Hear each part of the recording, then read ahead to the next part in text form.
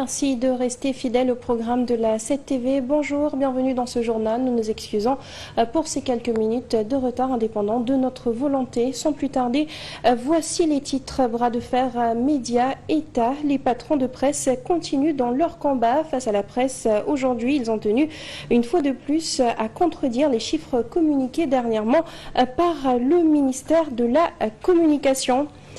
Et puis sur la route de Touba, alors que les fidèles convergent vers la ville pour les besoins du Magal, certains se sont retrouvés bloqués sur l'autoroute à péage entre Dakar et Thiès, panne et anomalie, entre autres causes avancées. Et on termine avec le sport. Cet après-midi, rien ne va entre le ministère des Sports et la Fédération sénégalaise de football. Le torchon semble brûler entre la tutelle et le délégataire de pouvoir. Le ministre des Sports, Ali Diengay, et le président de la FSF, Augustin Senghor, ne sont plus sur la même longueur d'onde, notamment à propos des fonds alloués par l'État lors du Mondial 2022 et de la CAN 2023. Voilà tout pour l'essentiel des titres. Le développement, c'est tout de suite.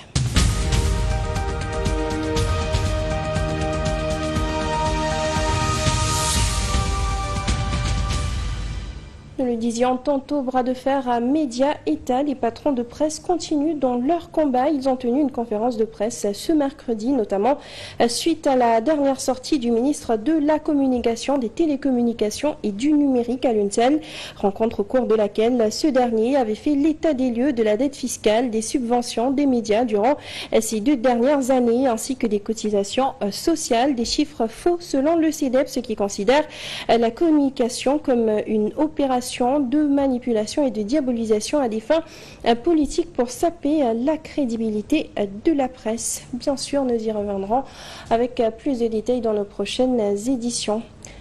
En attendant, l'association des éditeurs et professionnels de la presse en ligne s'insurge contre le communiqué du Conseil national de régulation de l'audiovisuel de ce lundi qui rappelle les dispositions de l'article 94 du Code de la presse. Appel demande à ses camarades de ne pas donner suite à cette injonction du CNRA pour les éditeurs de la presse. Des discussions devraient plutôt précéder ce communiqué du Conseil de régulation. L'association estime d'ailleurs que le Conseil national de régulation de l'audiovisuel ne peut plus à ce jour assurer la mission qui lui a été confiée.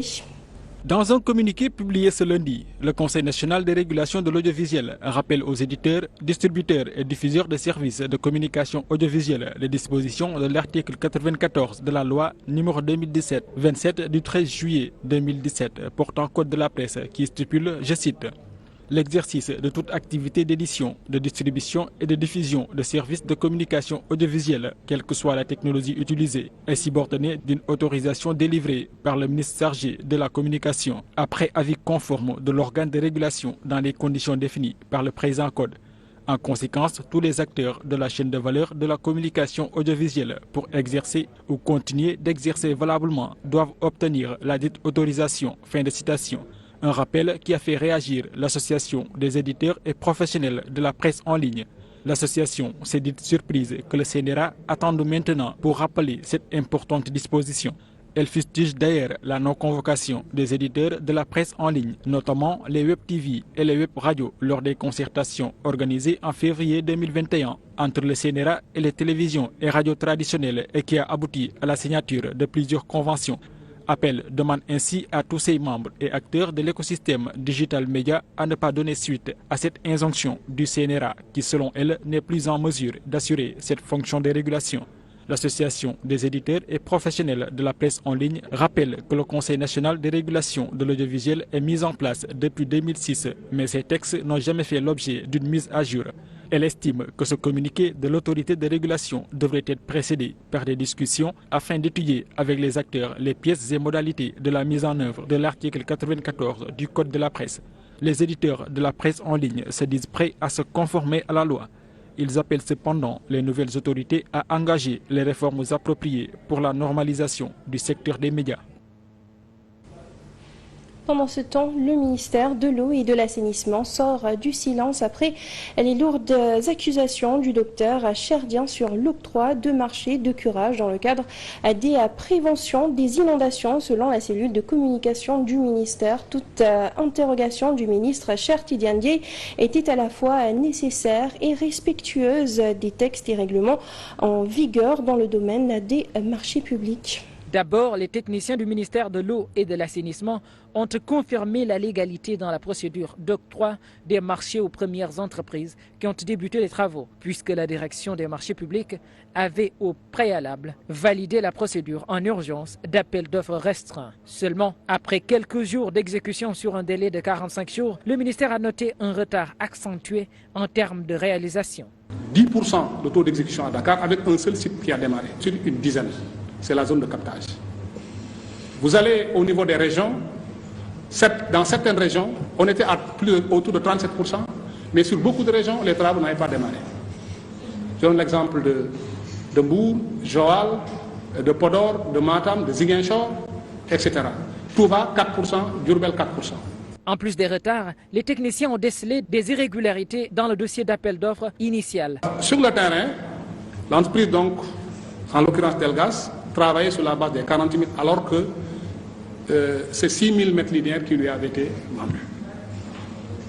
C'est sur ces entrefaites qu'on a constaté que si ce travail continuait, ça allait être un préjudice important et les coûts des marchés allaient exploser. Voilà ce qui a globalement poussé le ministre à réagir, mais en toute légalité, précise le directeur de l'assainissement, puisque là encore, il a fait recours à la direction des marchés publics. Le groupe a proposé au ministre de pouvoir demander au DG d'arrêter la procédure et de passer en procédure d'urgence, tel que ça avait été fait au départ, sauf qu'au départ, on était dans une procédure d'urgence en appel d'offres restreint et cette fois-ci en procédure d'urgence par entente directe. C'est sur cette base que le ministre a pris les décisions qu'il a prises. Selon les techniciens, l'action du ministre a fait économiser à l'État du Sénégal au moins 800 millions de francs CFA, tout en garantissant des travaux de curage à point. Et puis nous en parlons également dans les titres de l'actualité sur la route du Magal de Touba. Alors que les fidèles convergent vers la ville sainte de Touba, certains étaient bloqués hier sur l'autoroute à péage entre Dakar et Thiès, la cause des pannes et anomalies contactées par les agents de circulation. 3h du matin, passé de 35 minutes.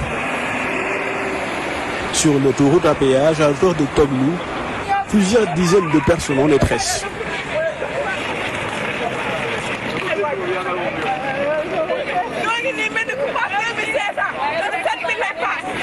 Pour certains de ces voyageurs, leurs véhicules sont tombés en panne. D'autres véhicules sont cependant stationnés sur ordre de la gendarmerie pour divers motifs. Nous sommes retenus par les gendarmes. Le chauffeur ne veut rien nous dire. Depuis 22 heures, nous sommes là. Le gendarme également refuse de nous donner une attestation et je trouve que ce n'est pas normal. Nous sommes tous bloqués et en ce moment, nous ne pouvons pas prendre notre bus. Pendant ce temps, les fidèles en partance pour Touba perdent patience. Nous avons faim et nous n'arrivons pas à trouver le chauffeur. C'est anormal. Nous avons payé 7 000 francs CFA pour ce transport. Pourtant, un système de vérification gratuite des véhicules a été mis en place par le ministère des Transports pour les voitures en panne. Seulement, le service ne fonctionne pas la nuit. Résultat, les conducteurs se retrouvent au milieu de nulle part, sans aucune aide.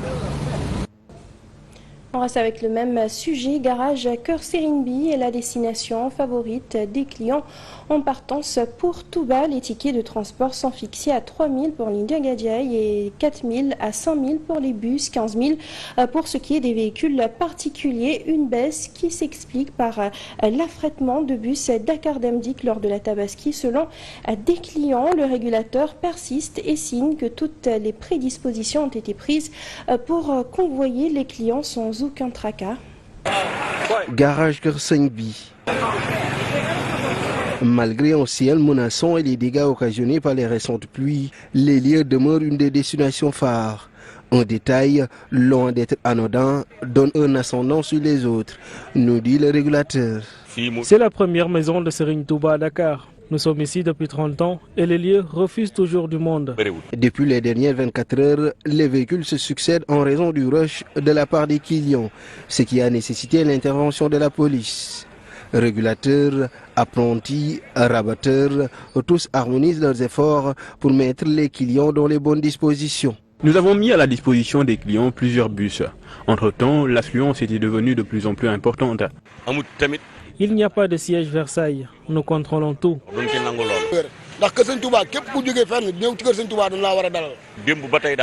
Nous avions pris toutes nos dispositions. Pour les Ndiagandiaï, c'est 3 000 francs CFA, 4 000 francs pour les bus, mais le prix peut grimper jusqu'à 5 000 francs CFA. Des tarifs diversement appréciés par les clients. Je crois que c'est abordable. Même s'il fallait payer 10 000 francs, on l'aurait. Serigne Touba est tout pour nous. J'ai pris un véhicule particulier, j'ai payé 25 000 francs CFA. Le tarif normal, c'est 15 000. Le reste, c'est pour les frais de bagages. Ces mêmes tarifs sont drastiquement revus à la baisse. L'affrètement de bus Dakar Demdik lors de la Tabaski y est pour quelque chose. Nous avons fixé les prix pour respecter les dispositions édictées par la tutelle. Les gérants du garage expliquent le système de tarification. Pour le retour, nous rentrons presque sans aucun client. Si vous faites le calcul, nous gagnerons presque rien. Nous déboursons 120 000 francs CFA pour le carburant, sans compter les autres dépenses. À 2 jours du Grand Magal de Touba, Dakar se vide peu à peu de ses occupants. Ici, toutes les mesures nécessaires sont prises pour que les fidèles arrivent à bon port, sains et saufs. Et cette année, encore donc, Touba ouvre ses portes et reçoit plusieurs millions de personnes pour célébrer le Magal. Le khalife général des Mourides et le président Bassirou Diomaye Faye ont tous deux réitéré leur volonté de faire de la ville un exemple de développement dans le monde, un exploit bien possible dans les années à venir avec la volonté des autorités religieuses et étatiques. C'est une chronique de Mamadou Sy Albert.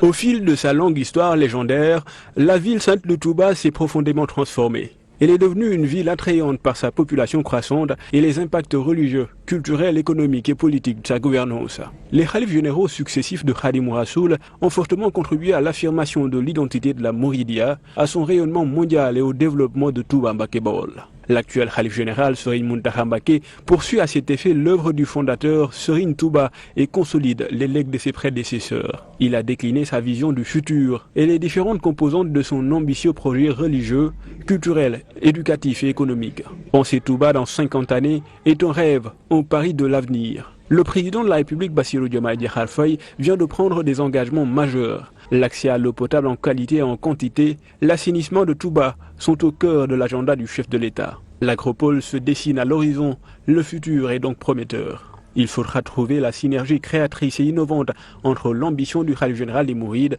Serigne Mountakha Mbacké, les politiques publiques en direction de la ville sainte, ses environs et les opérateurs privés nationaux, singulièrement les talibés mourides. Le pari de faire de Touba un modèle de développement peut être gagné.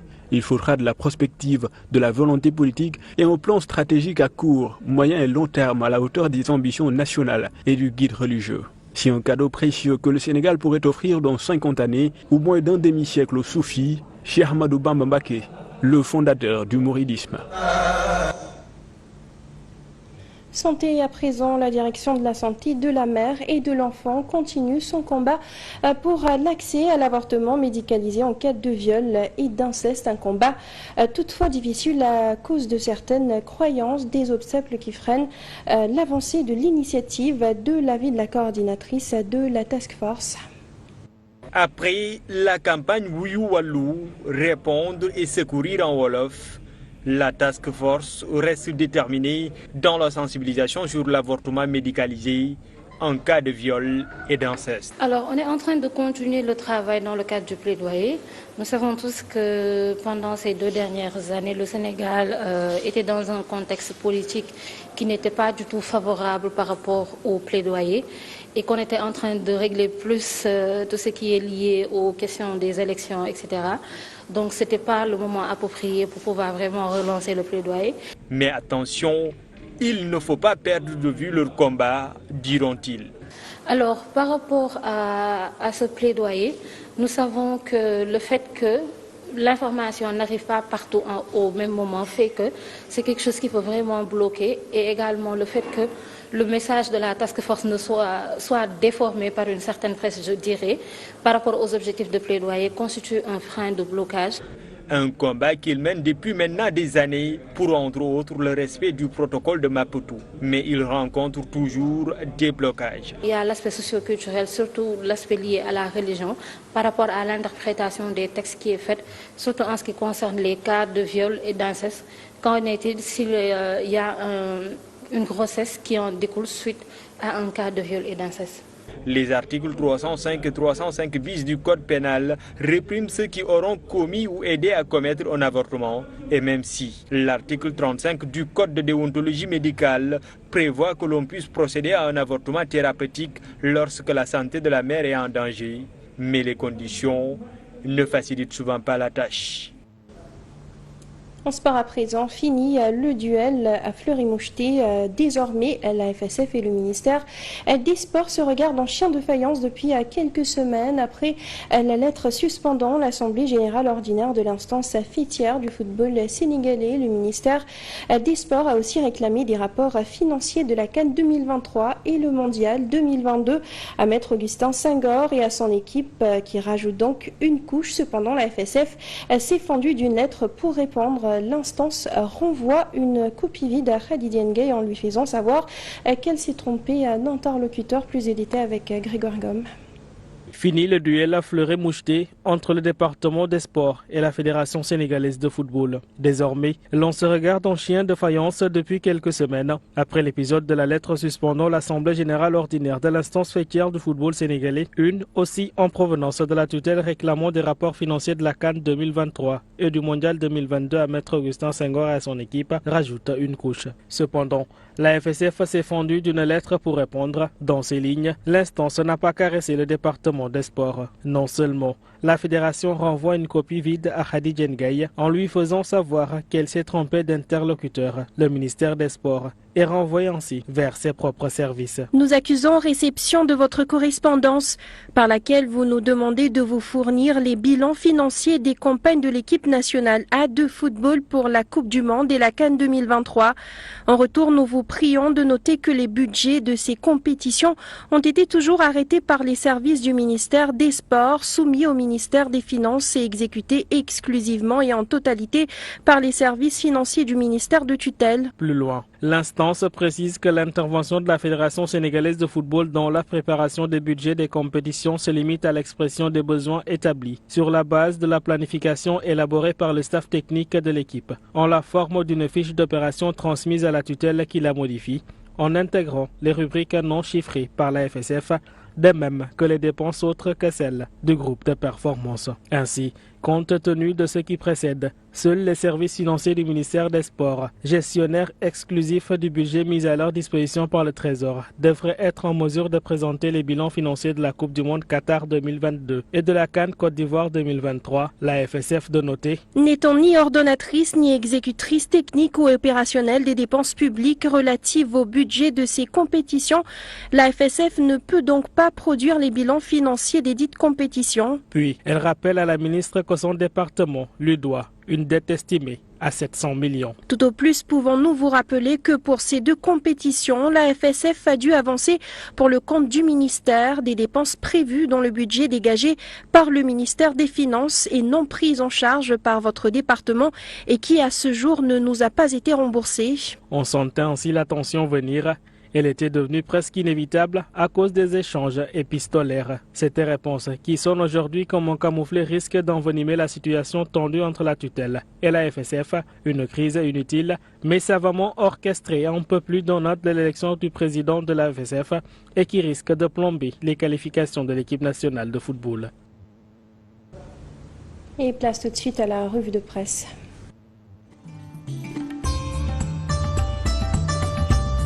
Le démêlé entre Dr Cheikh Dieng, ancien directeur général de l'ONAS, et Dr Cheikh Tidiane Dièye, ministre de l'Hydraulique et de l'Assainissement, fait encore partie des principaux sujets traités par les journaux parus ce mercredi. L'État patauge dans cette affaire, d'après le quotidien, qui rapporte les clarifications fournies hier par les techniciens du ministère de l'Assainissement à l'occasion d'une conférence de presse animée pour éclairer la lanterne de l'opinion sur des marchés de gré à gré pour lesquels Cheikh Dieng a incriminé le ministre Cheikh Tidiane Dièye. Les responsables du ministère de l'Hydraulique qui ont animé la conférence de presse ont nié toute implication du ministre de tutelle, Cheikh Tidiane Dièye, dans le choix des attributaires du marché, ajoute Le Soleil. L'Observateur parle de curage, de scandale. Le journal BSB estime que la réplique des services de Cheikh Tidiane Dièye est loin de la réponse bi ñu bëgg, celle attendue par l'opinion. Dans Critique, le leader du mouvement Gëm Sa Bopp interpelle le parquet financier tout en accusant le Premier ministre Ousmane Sonko de détourner l'attention sur ce scandale majeur. Ce qui a fait réagir le leader de Gëm Sa Bopp, c'est un live politique animé hier par le chef du gouvernement avec les artistes du projet, signale Grand Place. À propos de cette rencontre, l'info nous apprend qu'Ousmane Sonko en a profité pour poser son viseur sur les opposants, les traitant de tous les noms.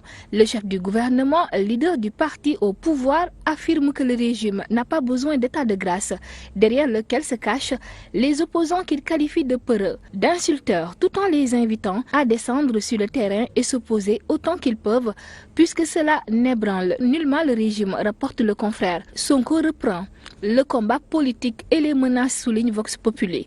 Toujours dans le champ politique, l'AS décrypte ce matin les prémices d'une grande alliance en perspective des législatives. Une coalition triple XL qui serait en gestation autour de Khalifa Sall, Bougane Gueye Dany et Amadou Ba. Le Soleil a fait le point sur les décisions prises à l'issue du Conseil interministériel sur les infrastructures portuaires. Le journal nous informe qu'il s'agit de 28 mesures. Le gouvernement compte assurer la finalisation dans les délais des travaux de construction et d'équipement du port minéralier et vraquier de Bargny-Sendou et élaborer un plan de restructuration et de reconfiguration du port de Dakar. Les investissements nécessaires sont évalués à 2578 milliards de francs CFA d'après Le Soleil. Un autre grand chantier du gouvernement, le projet d'alimentation en eau potable de Touba. L'Observateur met en exergue les détails de la solution de Diomaye. D'après le journal, le projet sera réalisé sur une durée prévisionnelle de 4 années, de 2024 à 2028, et nécessite un financement d'environ 250 milliards de francs CFA. Le confrère fait aussi écho de la terrible nouvelle qui secoue Pikine Technopole. 2 corps sans vie, dont celui du danseur Aziz Dabala, ont été découverts dans un appartement. La porte était fermée de l'extérieur. L'un des corps était dans la salle de bain, l'autre enveloppé dans un drap, d'après les premières informations relayées par l'Observateur.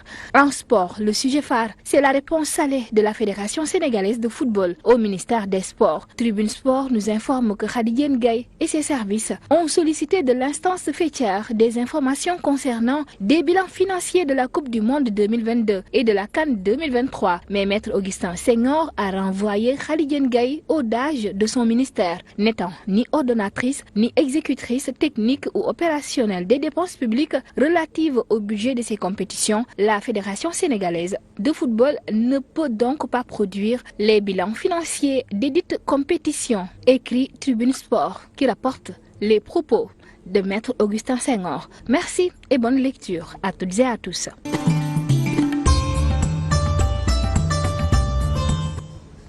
Et c'est la fin de ce journal. Merci à vous de l'avoir suivi. Comme toujours à 14h, vous aurez le Wolof. Merci, bonne suite de programme sur la 7 TV.